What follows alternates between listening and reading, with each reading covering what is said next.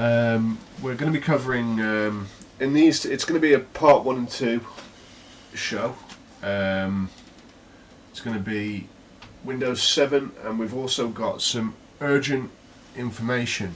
Now, me and Vishal came across this purely by accident, wasn't it, Vish? I mean, yep. we weren't even searching for it. We were having a look around. Well, we got forwarded an email, but we were having a look around as well, weren't we, for a few bits and pieces.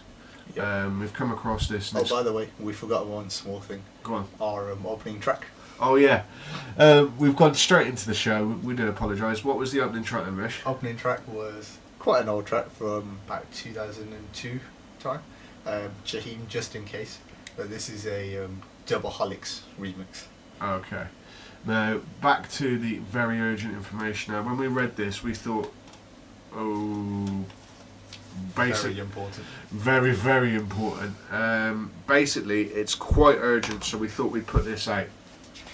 Now, before we get into the show and Windows 7, which is what these next two shows is primarily about, basically, we came across something on the net which basically tells us how millions of home routers are vulnerable to hacker attack.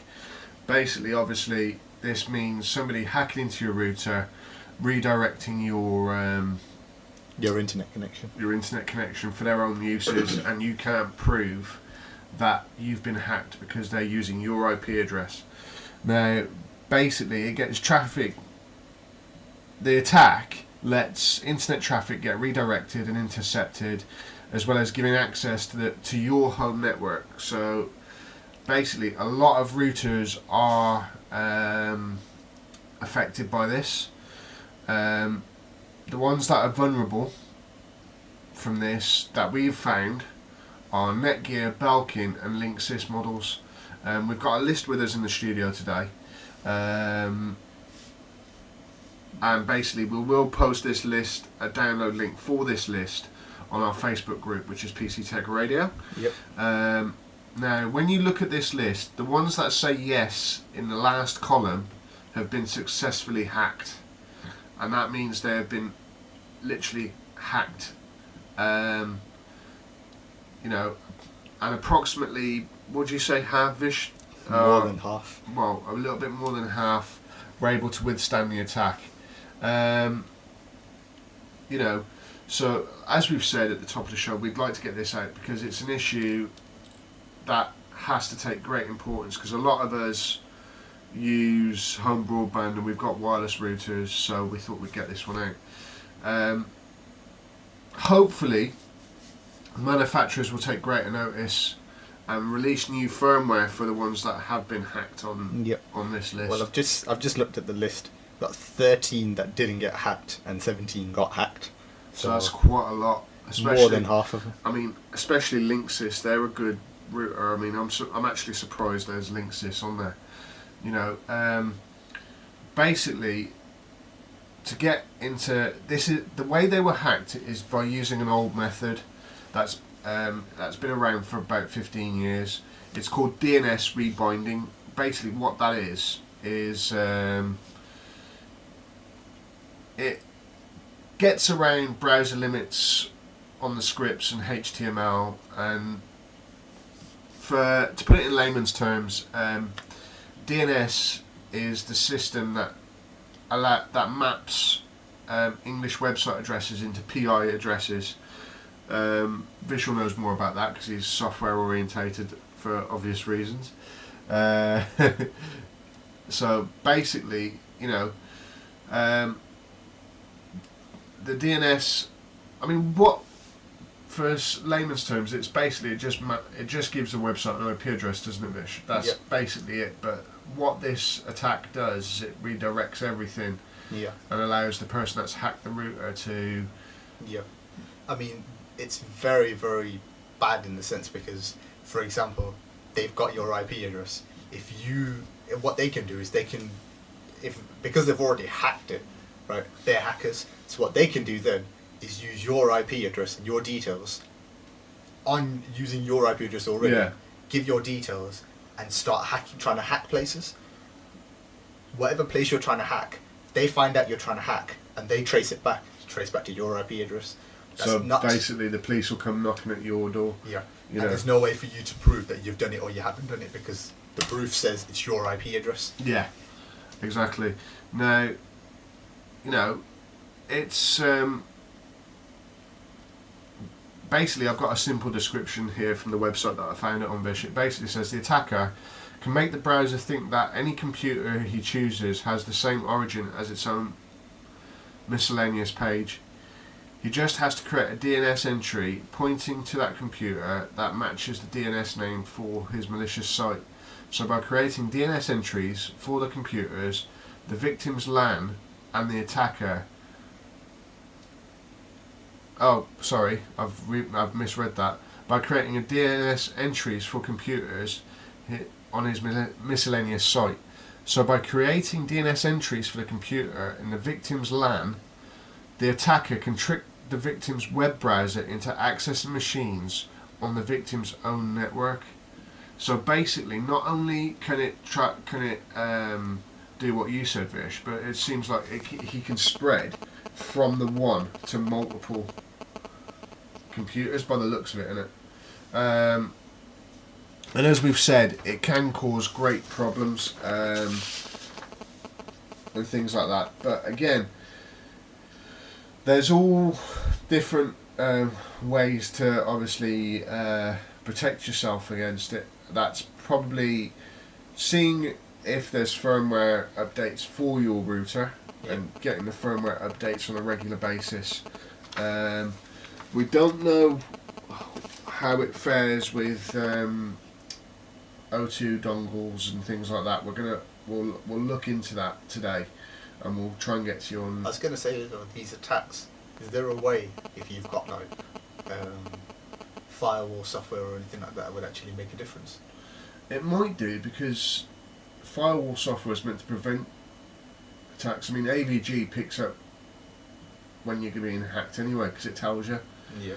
Now, Visual's going to read some of the list off that we've got. Well, we've got the list. We've got 4 Action Tech ones that are in there. They all got hacked. So what are the? We'll give them the abbreviations and the model numbers. Again, the list will be on our Facebook group for download. We've got 2 MI424WR models, and we've got 2 GT models. Got the 704 and the 701. Right. So obviously, they have all been hacked, haven't they? That's the 4 that have been hacked. So anybody using those models, please check our list, check your model number, and then check with your manufacturer to see if there's a firmware update to block this. We've got an Asus one, WL520 GU, that got hacked. That's the one with like the 4 aerials on it, isn't it? I think. I'm not too sure. What we're going to do is we're going to put 2 downloads with this list. One will be the list itself, and one will be pictures of the actual routers with the names, so that you know which one's which. Because for example, if you've chucked the box away, or exactly, you can't remember what your router is. If you see the photo and you think, oh yeah, this is my 9 times router. out of 10, the router doesn't have the model number on it anyway. So Okay, Vish, what's the rest? We've got 2, 4, 5 Belkin ones. One Belkin one did get hacked. That was the F5D7230-4. Yeah. And the HW version for it was the 2000. That did get hacked. The exact same model but was the 6000 version didn't get hacked. So the 6000 version's obviously got a tighter firmware. Yeah. Again, to anybody who has these, please check with your router manufacturer for any firmware updates to improve your security on your router. Yeah, the remainder 4 weren't hacked at all. And then we've got 2, 4, 5 D-Link ones. All 5 of the D-Link ones didn't get hacked at all. Okay. Where the DDWRT one, that did get hacked. no model number available for it. There might only be one. Yeah. Well, the D-Link are like the cheap standard Yeah. BT and Virgin routers, aren't they? Yeah, and what a surprise. Dell True Mobile 2300 got hacked. Yeah, but Dell aren't known for routers though. That's the thing. I think that's a new territory for them. You know, I mean, it's a case of, you know, I'm going to need to work hard. they're going to need to work hard, but the router manufacturers, I mean, I think you'll agree with me this, Vish, because we're in an age now where broadband is the mainstream. Yep. You know, I think they need to sit up and take notice and say, we need to provide better security for our customers, which is true. You know, at the end of the day, they need to, I think. I mean, what's your thought on that? When you can put your phone down and stop texting. Hey, I can do 20 things at once. Really? Ah. Probably one of the only guys who can actually multitask. I can multitask, but it just depends what it is. No, you should see me multitask. You know what I've done before? Right, I've had music playing, I've been on the net, I've been doing work, I've been on the phone, and I've been on MSN at the same time. I've done all 5 things at the same time. Okay, I won't be able to do that. Okay, what are the others then, Vish, off the list? Then we've got Linksys. We've got 8 Linksys models, and 6 of them did get hacked. Out of the 8. Yeah, 6 out of the 8 did get hacked. So what were the ones that got hacked? Out of the 6 that got hacked, it was a BEF W11S4, the BEF SR41, the WRT54 G3G ST. Yeah. That got hacked. The WRT 160N. Yeah. WRT54G. The HW version was 3 for that. The HW version 5 didn't get hacked. Okay. And the WRT54G2 didn't get hacked. But again, as we've reiterated as we're going through this list, please check with your manufacturer to see if there is any firmware updates to actually make your router more secure. Now, what surprised me was the Netgear ones. They've tested them, they say they didn't get hacked. But from some sources where we found this list and everything, you know, they're saying that there's other Netgear routers that are vulnerable to this type of attack. Yep. So, you know, even though... Yeah, I mean, even if it's not on the list in general, Yes. the list that we're Yeah. posting, upgrade your firmware. Just Yeah. be on the safe side. Upgrade your firmware. But please, Make sure before you upgrade the firmware, Yeah. I think we should reiterate this, Vish. Before you upgrade the firmware, just basically, you know, contact your manufacturer if you have any concerns. Tell them about this, and then basically just say that you want to make sure that if there's any firmware updates, try and get the correct updates for the firmware for your router, because it's like a DVD writer. If you put the wrong firmware on, you're gonna basically wreck it, ain't you? Yeah, it's not going to be working anymore. Yeah, wrong firmware, no work. So, you know. Okay, what are the last 3 on the list then, Bush? Oh, few. The 2 Netgear ones that were in there didn't get hacked. Yeah. They were the WGR614 and the WNR834B. Yeah. Them 2 didn't get hacked. The Open WRT model did get hacked. The PF Sense model did get hacked. And the Thomson ST585 did get hacked as well. Ooh, right, okay. What we're going to do, as we've said, we're going to post this on the Facebook group and on the website. Now, we're going to take a song break. After this, we'll be back with Windows 7. I know you're all waiting for this one, because we're well up for this, and I think we need to tell them we've had Windows 7 on the studio laptop now for... And basically, I'm How waiting. I'm waiting to save up a bit now so I can buy Windows 7 as well. And we are using Windows 7 Ultimate. 32-bit. Yep.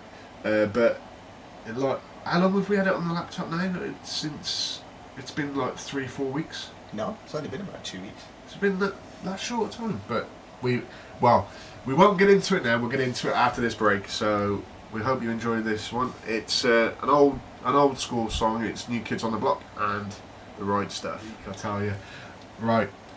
We've tried to do as much as we can. So what we're going to do is we're going to split it into this one into 2 shows. We're going to go through the major differences in this show and a few of the what it looks like graphically, what we think looks a lot better, seeing as we've got it sat here in front of us on the laptop. So I think we should get going on this and let everybody know about Windows 7. Now, we aren't using any prior versions. We're actually using Windows 7 Ultimate 32-bit. And there are 7 major... Now, we're going to compare it to... say, Windows Vista. Because these are the major differences. Okay. I think the first main one is multi-touch in Windows 7. Now, with touch technology, that's the latest trend, isn't it, Vish? I mean, you get touchscreen stuff and stuff like that. Yeah. My 2 little nieces got it. They've got one of those touchscreen monitors. Oh, sweet. To be honest, I don't really know why they really need them. Yeah, but that's good hand-eye coordination stuff. They're not really into sports or anything like that. Yeah, but it's still good. Can you understand if you're in sports, you need hand-eye coordination? Yeah, but you know, Apple's. I think the one thing we can compare it to is Apple's revolutionary multi-touch iPhone. Well, the iPhone basically, because that's touchscreen and everything. Yep. Windows 7 has multi-touch for all the supported hardware. HP have actually gone into a lot because they've got the Touch Smart series, haven't they? Out, which are really good laptops. Have you seen them? But they're expensive. Is it more expensive than the Asus laptop? Which one's that? Remember the one I told you the webcam couldn't pick up black people? Oh, yeah, that one.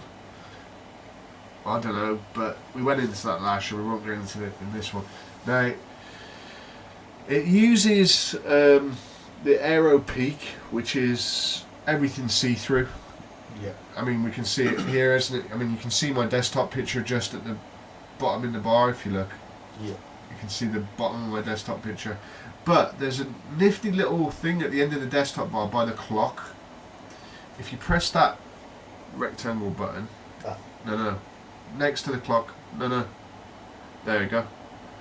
It actually drops all the windows, and it basically you can get back to your desktop without pressing Shift and Tab or Alt and Tab. Now, there's a new look to the taskbar as well within Windows 7. Vishal, this blew you away, didn't it, when you first saw it, where you could have like the 3 pages of Firefox open and still. No. And when you click on them, they're all sort of arranged together. When you sort of hover over with the mouse, it shows you all 3 items.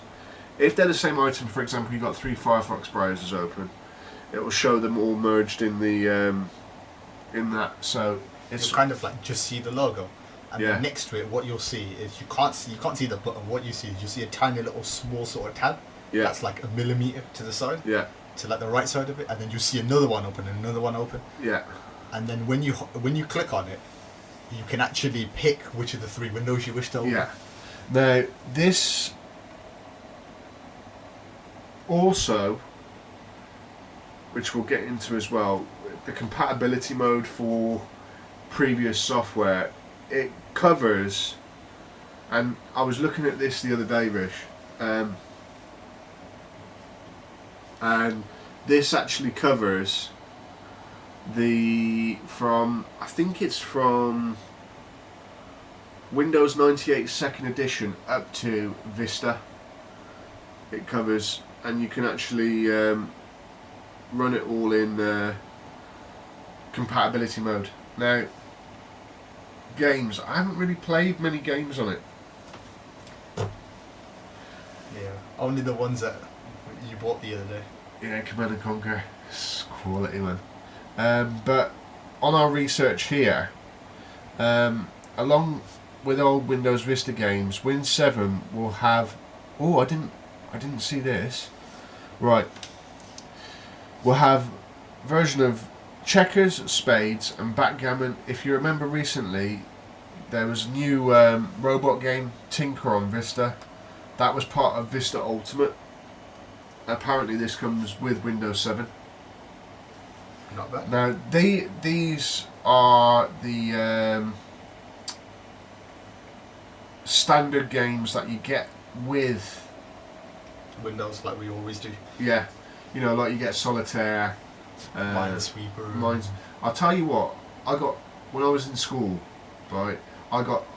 Whenever I was in IT and the teacher used to go out the classroom, it was games, Minesweeper. They never took the games off the computers, the Windows games, but it was trying to get the timing right for if the teacher ever tried to come back into the classroom. Did you ever do that at school? Yeah, I used to do it all the time. I used to do it while he was in the class. Yeah, but do you want to know the best one? Do you remember Castle Wolfenstein, the first version? Yes. Right? My mate bought it in on CD. Oh my god. Right, and installed it on the network under his user account, but because he'd installed it on the server, you could access it from any computer in the school. And basically, at my school, we used to have a tower block. Yeah. And at the top of this tower block, it was part of the business studies centre. Yeah. You had 4 IT suites with like, I think 10, 20 computers in each. We'd be in one class, my mate would be in another, and we'd be playing Wolfenstein against each other across the network. It was funny, and the teachers, because he'd hidden it, Yeah. they couldn't find out how we were still playing the game because it had been hidden, and it was quite funny. Now, one thing that I did notice, which this will interest you. This will interest you very much, Rish, right? Go on. Listen to this. Windows 7 comes complete with Windows Media Center. Right? But that's not the best bit. This will make your jaw hit the floor. With enhanced Windows Media Center experience, it will have Internet TV. Wait for it. Which will telecast MSN channels by default, and will have a desktop sidebar gadget for the same too. Damn. Yeah, that's what I thought when I saw it. You know, it's a case of I think they've gone all out with Windows 7 because there's just so much on there, it's unreal. That went back to my other point. Vista being a rip-off. A hustle. See? Yeah, look at the amount of work and to what detail and level they've gone to in this. Yeah. And Vista was just thrown out there kind of like, you know, a slab of lard. Yeah, but don't forget though, you know, they had to bring, like I said to you in the last show, they had to bring something out for demand. Because people were demanding a new operating system because they were getting bored of XP. Yep. So they've just, with Vista, obviously they were experimenting. So obviously there's going to be more flaws, more fixes to make. But the thing is, you know, they've still got to, because Microsoft is such a big company, they've still got to, what's the word I'm looking for? They've still got to, you know, play and play for demand. I think Vista was the basis for 7 though. I'm going to put my stamp on it and say I think Vista was the basis for 7 because a lot of the stuff that's in Windows 7 you can see in Windows Vista. Yeah, you can. You know, I mean, you're having a play there. You know what I mean? What overall, if you go back to the desktop, Fish, on the laptop, obviously you can't see this, guys, if you're listening, but basically, graphically, what do you think of it as it looks now? It's a lot better than all the other operating systems, definitely. On a scale of 1 to 10? Let's say let's say Vista and XP get like 6 or 7 out of 10, and this gets 10 out of 10. Yeah, but also there's also a difference if you have HD, isn't there? I mean, you can see it on my laptop. I've got the Acer Aspire 7738G, and that comes with a HD screen, so you can see the quality and the difference, can't you? Yeah. I mean, you're just itching to have it on your... I can see it in your face. You're just itching to have this on your computer when you get the money. Now, waiting for payday next week. Vishal's been doing the overtime. I need to do a bit more overtime to haul up 450. I'll tell you what. I want that. Before the show, we may as well throw it out there. We were looking at a 2 terabyte hard drive. Now, as anybody knows, 2 terabyte goes from the prices I've seen is like 130 quid plus. Yeah, £94.98. I think it was that we found it for. Yep. And free delivery. And free delivery. So we're not going to tell you the website because we want one ourselves. So we're going to be a bit. If we give the website out, you lot might all just buy it and then we won't get one. And we won't get one, and we need one. Right. Also, going back to what we're discussing on these two shows is Windows 7. Now, there's a netbook edition of Windows 7. Yeah. Now, as we know, netbooks are the cheap knockoff versions of notebooks. And notebooks are the cheap knockdown versions of laptops. Yeah, but no, that's a notebook. Laptops are classed as notebooks nowadays. So, there's no difference really between laptop and notebook, because that's actually classed as a notebook. It's weird, I know, but it's strange. But basically, these are for browser netbooks. The difference primarily is notebook and laptops are going to have your DVD writers and your Blu-ray drives on them. Netbooks are just primarily for browsing the internet, browsing your emails and doing a little bit of Word documents and stuff. You don't want to basically, because they're smaller in size and it's just a portable device. There's no point really getting one, to be honest. I've never seen the fascination with them, but there is a portable version of Windows 7 for every major brand out there: HP, Dell, Sony, etc. with Windows 7. Now, that's option 6. Now, this is going to be Visual's section. He'll go through point 7 that we found, which is the 7th difference, because there's only 7 major differences between Windows Vista and Windows 7. So go ahead, Vish, and let everybody know. Yeah, the main thing on performance and user friendliness is just the reduction in time for like installing applications and stuff on the computer. Yeah. Opening up applications and everything. In general, it's just quicker.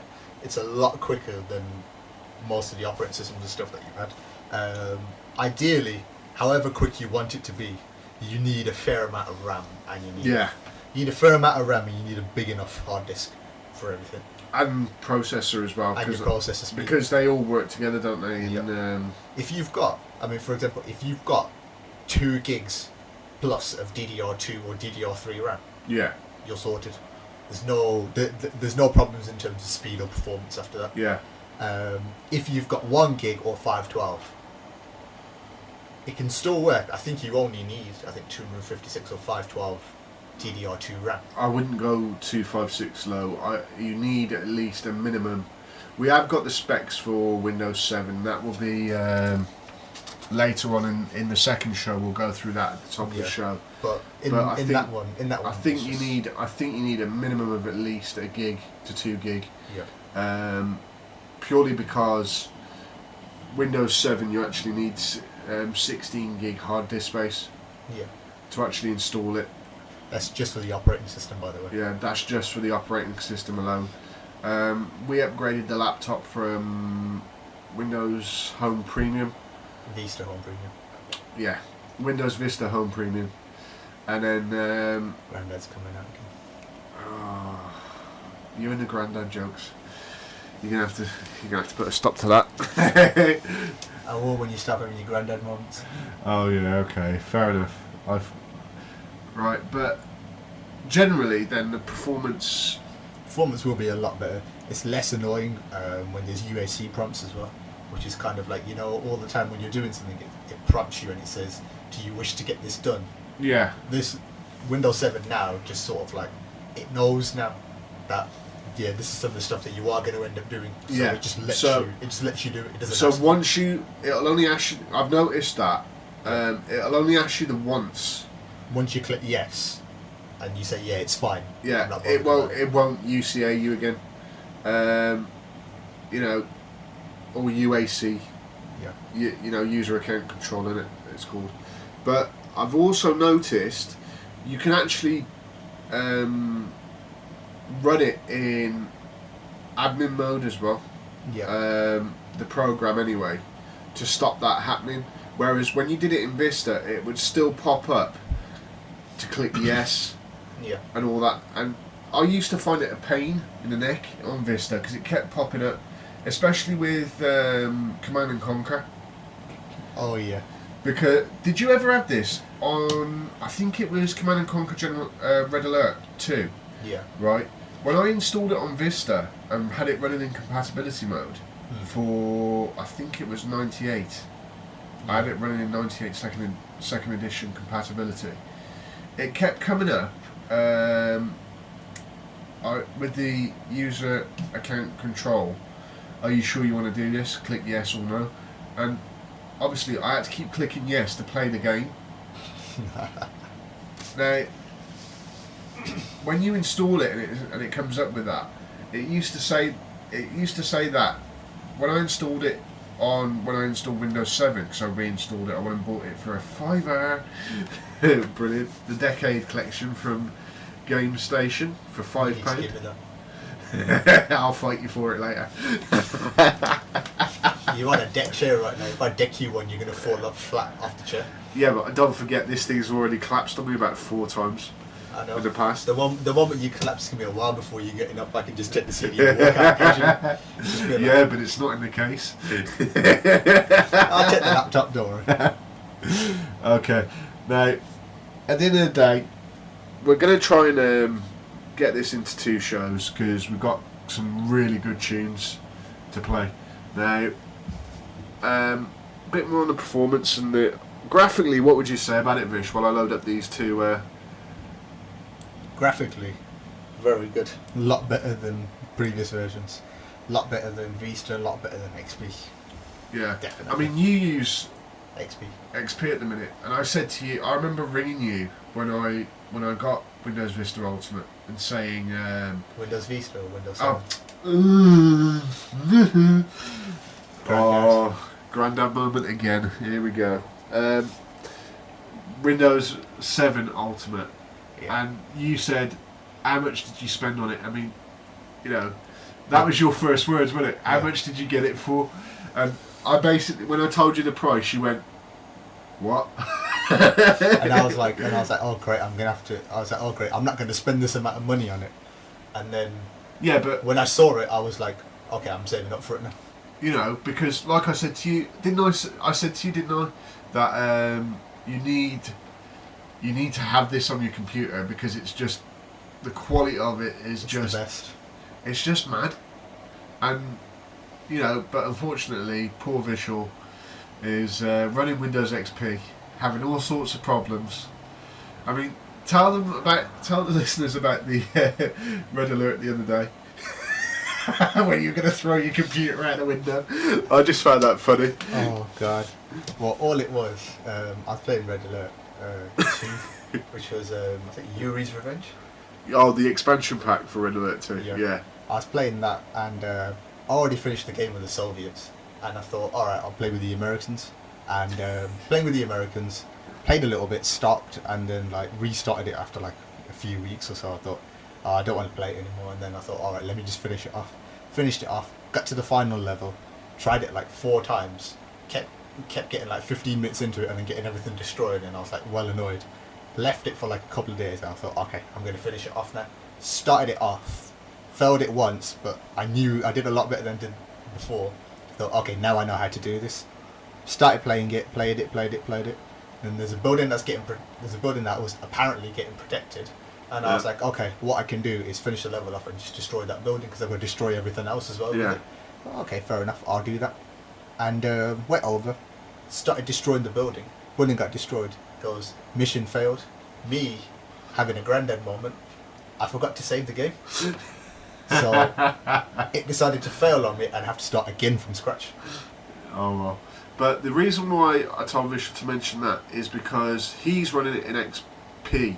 And it's working perfectly. And it's working perfectly fine. I'm running it in Windows 7, but the graphics quality It's 100 times better. is 100, like Vishal said, 100 times better. Now, we're going to play 2 songs now, which is a bit unusual for the show, but we've got quite some really good tracks and an old school track to close us out by the Bare Naked Ladies. Now, we're going to play 2 songs. The first one is... It's Joe's track called Stutter. And the second one is a favourite of mine, is Toto and Hold the Line. Here is We're Joe playing Stutter first. with Stutter. 20 minutes or so. Peripherals that are integrated in a smoother manner with 7.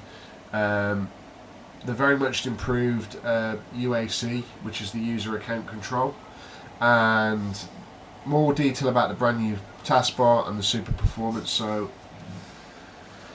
basically, with this section, obviously peripherals are integrated a lot more smoother now. I think that's down to like sound cards and game cards and stuff like that, isn't it, Vish?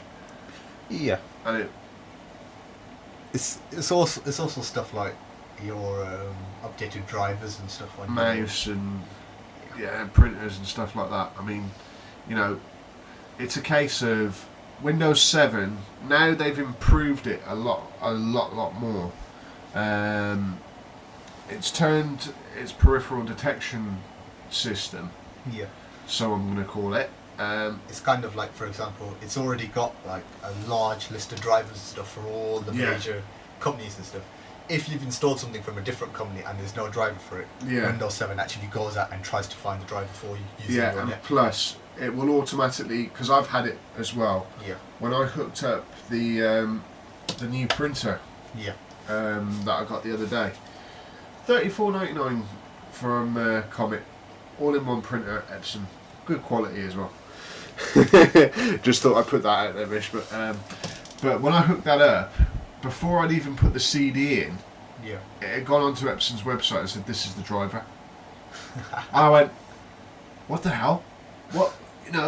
I've got the disc. I don't need that." Oh shit! Because it started downloading the driver. Yeah. I goes, "Fuck no!" I was clicking the mouse like mad to get it off because I can't.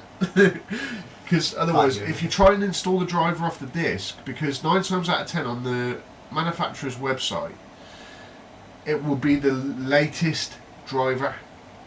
And if you have a disc for either a printer or a PCI card that you've inserted for your system that has Windows 7, you're going to be, well, how to put it, if you install the updated driver and you've got the disc, it will not install the driver off the disc, basically. Yeah. But again, one of the things as well is the UAC. As we mentioned earlier, it's changed quite a bit now. I mean, it says what we found here. A lot of things that were discussed in forums prior with Windows Vista, where we had the problem with the UAC. Yeah. In Vista, where it kept popping up saying, "Are you sure you want to carry on doing?" It was very annoying. I mean, what point did you get to with that on I mean, if you've ever used Vista, what point did you actually get onto with that? It was just very annoying. It was like hacker approach. It's kind of like a woodpecker, you know, where like it pecks at you for a little bit and you can put up with it. Yeah. And it just does it non-stop, and it just gets more and more annoying to the point where you just want to shoot the goddamn bird. Yeah. It's kind of like, it's like yeah. It's kind of like you just keep hearing knocks and they get more and more irritable. It just goes on and on and on, and then you just. It's like this, isn't it? Yeah, and then you just want to. I won't do that anymore because it's hurting my thumb. But basically, they've a lot of the questions will remain unanswered, unfortunately, about the UAC. Now, unfortunately, you know, it's still going to pop up every now and again in Windows 7, but it won't annoy you to the fact that it'll keep popping up every time you use the program. Yeah. If it knows that, because I think what it is, Windows 7 actually learns which programs you use on a regular basis, doesn't it? I mean, yeah. And once it's seen you put the settings at a certain way, yeah. like if it's asked you once and then it might ask you a second time. Yeah. The second time when you do it, that's it. It knows then that these are the settings that you wish to have it as. Well, exactly. So, you know, another one is that I have to bring up. When I first installed it in the laptop, the studio laptop, the UAC actually blocked my the Blu-ray drive that we've got on the laptop. It actually blocked it from loading up the driver. Oh yeah, actually, yeah, I forgot about that. You know, because remember me ringing you and asking you to download me the new driver because I couldn't get on the net because I hadn't installed my net connection. So that bad. And then basically what I did is I rang Vishal and said, Vishal, look, do me the biggest favour, please. I need to install my Blu-ray drive, but because it keeps saying my driver's not compatible. So can you find me a Windows 7 drive for this make a Blu-ray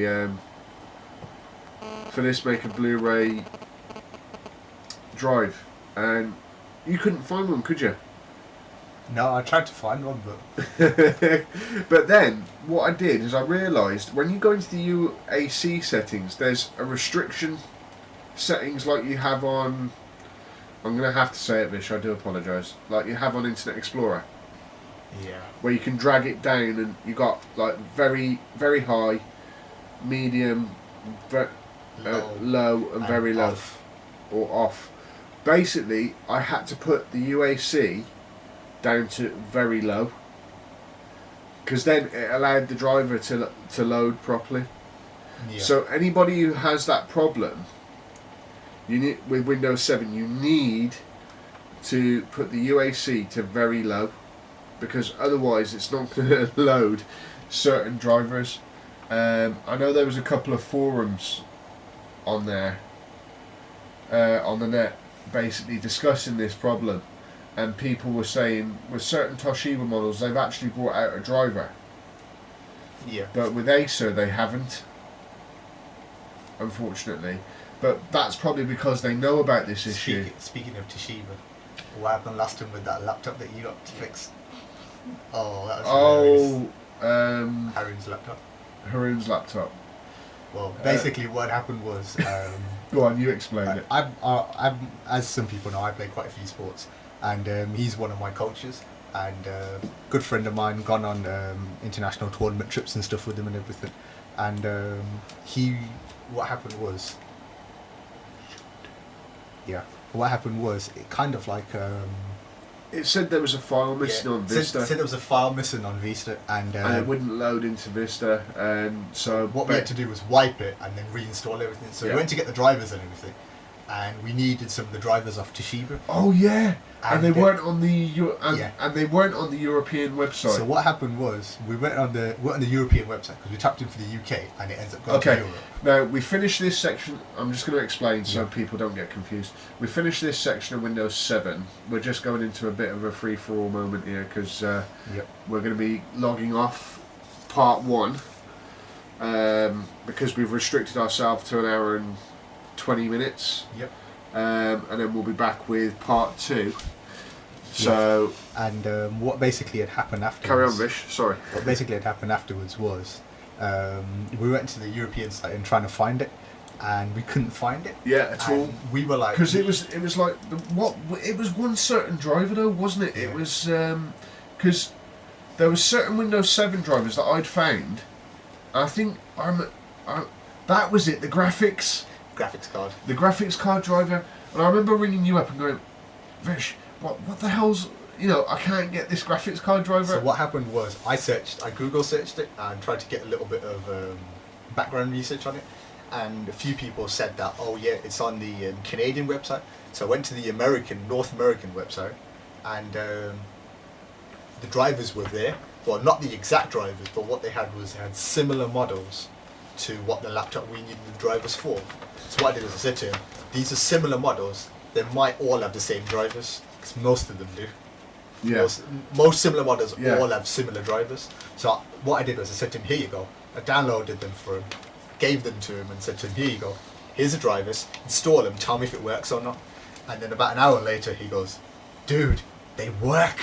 Yeah, I remember. They work. I sent it you on a sending. I said, "Dude, they work!"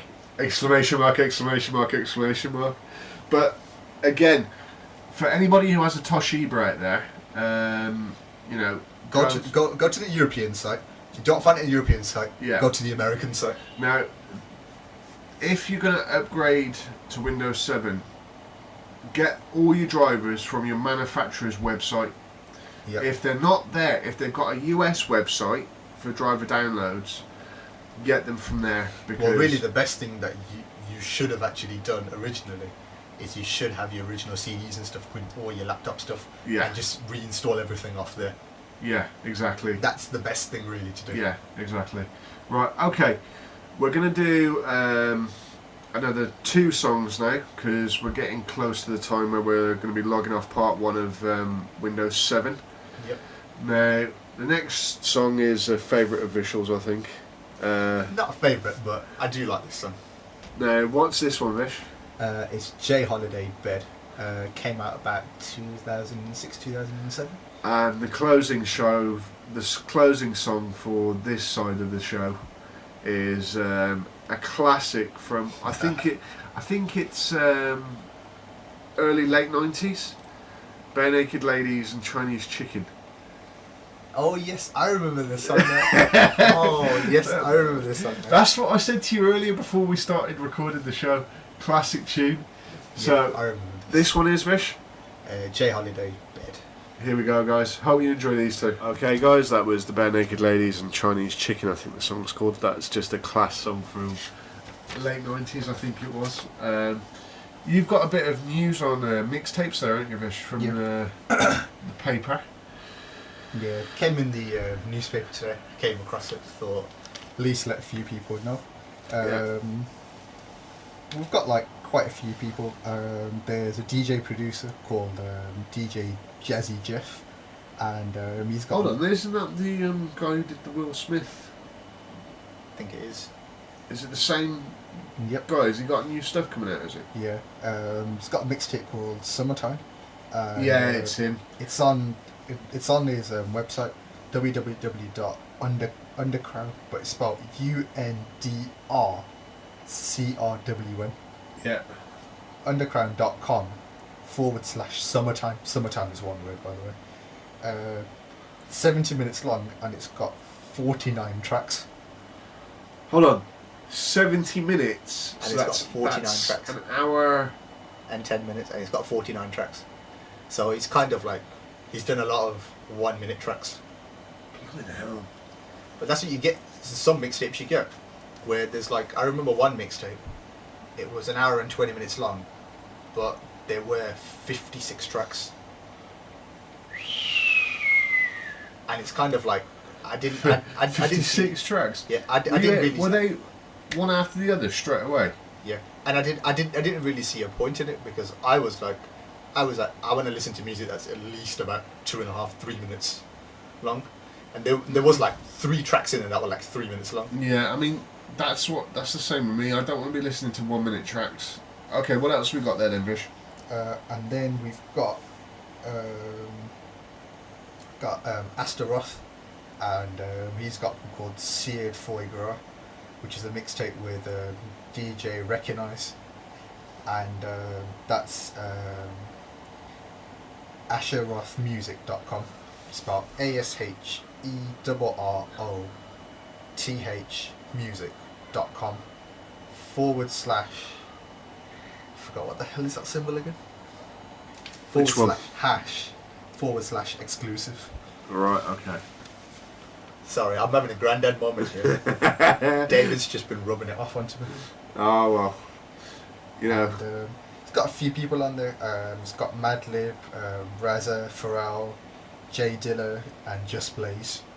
So it's got quite a few people on there. And our final one is the True Wave, which is on the site www.thehoodinternet.com. The Hood Internet is one word. And I've heard of that site before. Quite a few people in there. Is that the Hood Internet? Is another mixtape site, isn't it? I think it is, yeah. Because I'm sure I got some. There's a good one that if people do want mixtapes, Datpiff. Spell it for the people out there, That's DATPIFF. Datpiff.com. They've got quite a lot of mixtapes. Okay, I'm gonna have to check that one out actually. Okay, guys, that's it for part 1. We're gonna take a short break and get ready for part 2. We will be back. Hope the first part's been quite informative. We've covered quite a bit on Windows 7. We're going to try and cover a bit more, and maybe a bit more basic maintenance. Yeah. And we've also got a few questions as well. We'll go through everything. We'll get everything regarding a few issues. What happened with the biggest Tottenham fan? Oh, from the last show. Yeah. Yeah. Well, okay. Gave him the information. Haven't seen him recently though to basically chase up how he got on with it. But I'm assuming, hopefully, that he's tried it out. And it's worked, hopefully. And it's worked. Fingers crossed. In show 13, we'll probably give you some news on that and let you know how he got on or whether he tried it, because the biggest Tottenham fan is a very busy person. Seeing as he's a manager. Apparently, he's getting married as well. You know. Is he? Yeah. Apparently, I've heard he is going to be getting married.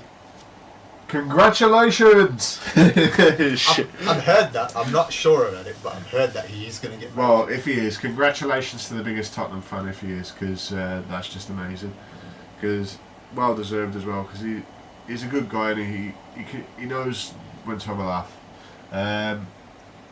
But yeah, I'm going to have to catch up with him actually and see if he has tried it out, because he did say it was a major issue on his computer.